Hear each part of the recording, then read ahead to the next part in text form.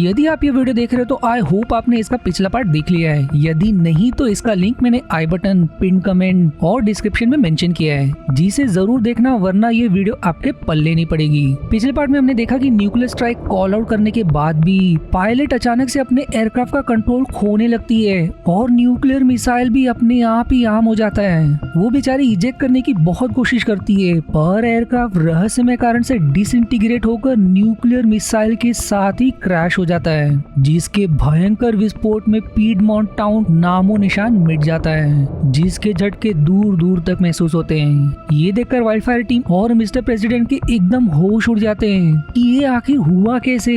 Pilot की footage को गौर से देखने के बाद और जिस तरह से एयरक्राफ्ट डिसइंटीग्रेट हुआ, उन्हें अब बड़ा धक्का लगता है कि ये सब एंड्रोमेडा का ही किया करा था, जो फिर से म्यूटेट हो गया और अब वो नायलॉन जैसे टफ मटेरियल को भी चुटकियों में निगल सकता है। टीम एकदम पजल कि ये पीडमॉन्ट टाउन से इतने दूर कैसे फैला। फिर जब उन्हें एक रैट के कारण मिलिट्री के होमोसाइड अटैक के बारे में पता चलता है, तभी शालिन को उस एग्जामिनेशन के दौरान वो जली हुई लाश याद आती है। जरूर एंड्रोमेडा म्यूटेशन से इवॉल्व होकर कार्बन स्मोक के जरिए फैल गया और जानवरों में फैलने के कारण ये घटना घटी। पर अब सबसे बड़ी परेशानी वाली खबर कि न्यूक्लियर डेटोनेशन के कारण अब एंड्रोमेडा और भी तेजी से फैलने लगता है, जिसके कारण हजारों की संख्या में सभी जगह जानवरों की लाशें डिटेक्ट होती है। इससे पहले कि इन्फेक्टेड अनकंट्रोल जानवरों से इन्फेक्शन और फैले, मिलिट्री क्लोरोजिन की मदद से उड़ते बर्ड्स को मार गिराने लगते हैं। वहीं नैश अपने बॉस को उस घटना की फुटेज भेजने में सफल रहा, जिन्हें नैश के अरेस्ट का पता चलने पर वो मिस्टर प्रेसिडेंट के सेक्रेटरी को उस फुटेज के बेसिस पर नैश को छुड़ाने की धमकी देते हैं, वरना वो फुटेज को मीडिया में रिलीज करके उनका पोल खोल देंगे।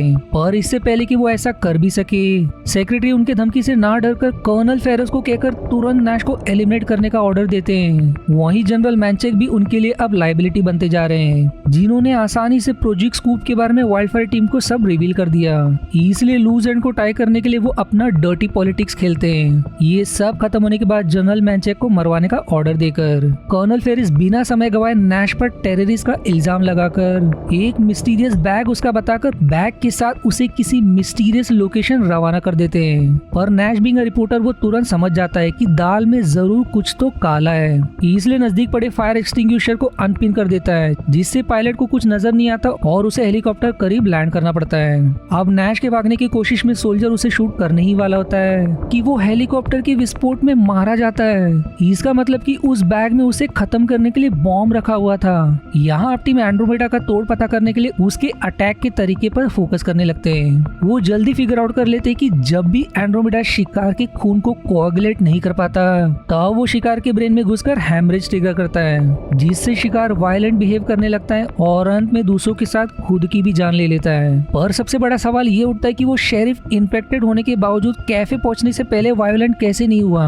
वहीं आखिर उस बेबी और बुजुर्ग में क्या समानता है कि वो एंड्रोमेडा के असर से बचे रहे। फिर तभी विक्टिम शेरिफ का पोस्टमार्टम रिपोर्ट पढ़ने पर कि वो डायबिटिक होने के कारण एसिडोसिस से सफर कर रहा था, वहीं वो बुजुर्ग अल्कोहलिक होने के कारण रेगुलरली एस्पिरिन इंटेक करते थे और वो बेबी भी पेट के दर्द की बीमारी से गुजर रही थी, जिसके कारण उसके सिस्टम में कार्बन डाइऑक्साइड बिल्ड होने लगा था।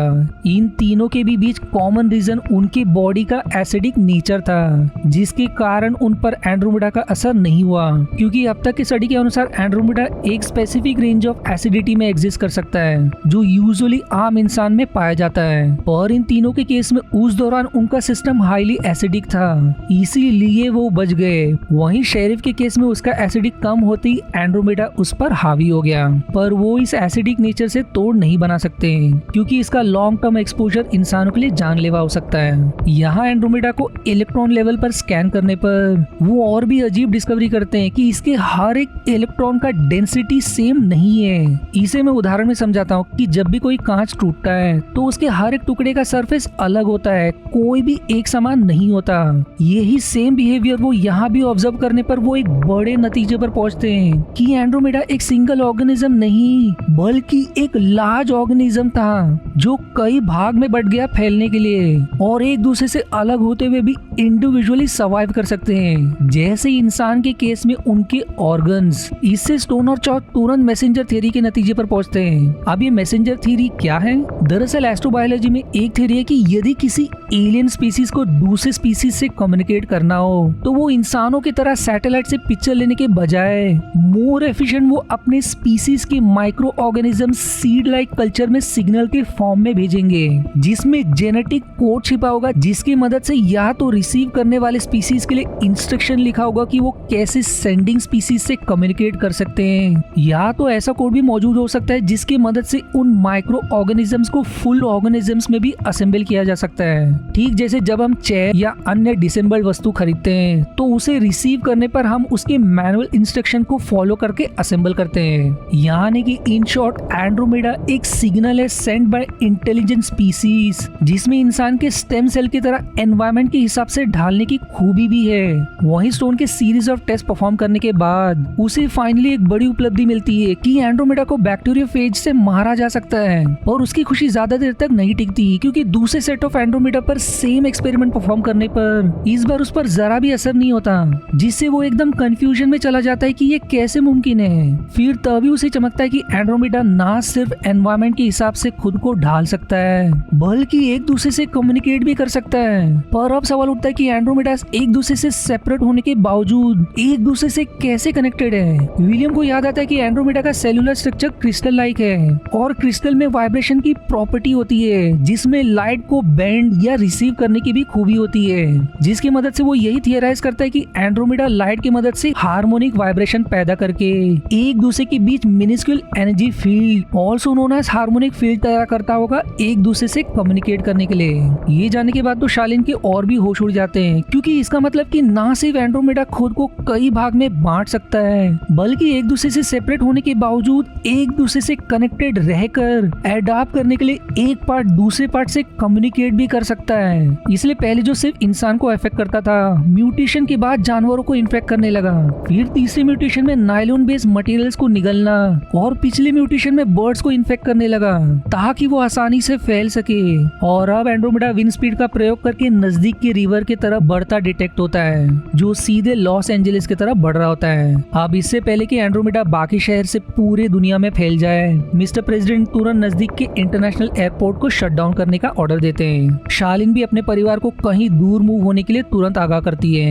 वहीं बेचारा नैश बंजर इलाके में फंसा, भूख और प्यास से उसकी जान निकलने लगती है, पर भाग्य से उसे एक सवारी मिल जाती है। पर यहाँ कर्नल फेरस को नैश का जिंदा होने का पता चल जाता है, इसलिए उसे तुरंत हंट डाउन करके शूट ऑन साइट का ऑर्डर दे देता है। ऊपर से ये मुसीबत कम नहीं थी कि जिस controversial industry of thermal went mining के लिए मिस्टर प्रेसिडेंट ने अप्रूवल दिया था, एनवायरमेंटलिस्ट ने जहाज को अपने कब्जे में ले लिया, और यदि उनकी मांगे पूरी नहीं की गई तो वो जहाज को डेटोनेट करके सिंक कर देंगे, जिस जगह उनका माइनिंग करने का प्लान है। वहीं यहाँ चो एक और पर अजीब खोज करता है कि एंड्रोमेडा को कैरी करने वाला वो ब्लैक कंटेनर शेल जो बकीबॉल कार्बन मॉलिक्यूल से बना है, उसके बॉन्ड्स के स्ट्रक्चर में रहस्यमय कारण से पोटेशियम और इरिडियम के एटम्स भी डिटेक्ट होते हैं, जबकि वो दोनों भी किसी भी तरह से कार्बन से बने बकीबॉल के स्ट्रक्चर को स्ट्रॉन्ग बनाने में मदद नहीं करते।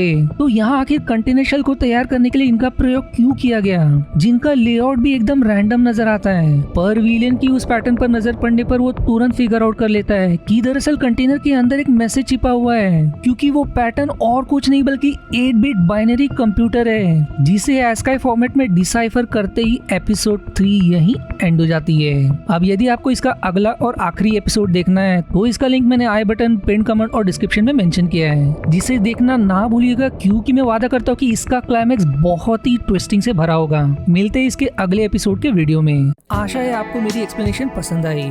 यदि हाँ तो प्लीज वीडियो को लाइक करना और चैनल को सब्सक्राइब करके सपोर्ट करना ना भूलें। मिलते हैं अगले एक्सप्लेनेशन वीडियो में, तब तक के लिए धन्यवाद दोस्तों।